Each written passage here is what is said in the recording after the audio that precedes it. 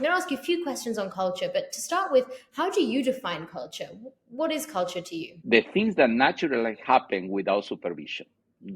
That's culture. How a company behaves, things naturally happen without supervision. We know that culture is just so important, from hiring to growth to business agility, but often it's not prioritized early enough and it becomes really, really hard to build that later. Why do you think that, one, companies aren't doing this early enough? And two, what are the easiest steps that they should be taking to prioritize it? Well, first, I think that it's important to have a good understanding that you are creating culture every day, okay? Especially in organizations that are emerging, okay? You are creating culture every day with the ways that things are done, with the ways that you behave as a founder or the leadership team under your control are behaving. So be clear. Second is culture is created with intentionality.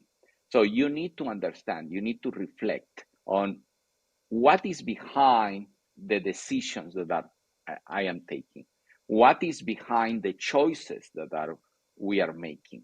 So intentionality is important to create culture.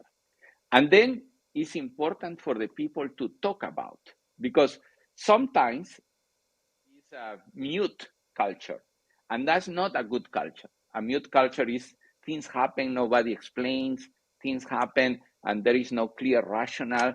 Talk about, yes, guys, we believe that this is the right course of action, and this is the kind of culture that we want to create. And then somebody will say, well, I don't understand this as the right decision. And then you have an open conversation and you land in a common space, or explain how you come across with a decision. This is, an startup is not a democracy.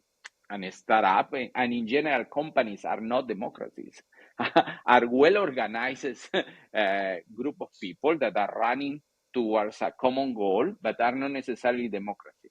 And these aspects of intentionality, these aspects of openly talk about how you create culture, how you behave in a way that you create this operating system. At the end of the day, what you are creating is the memory of operating system.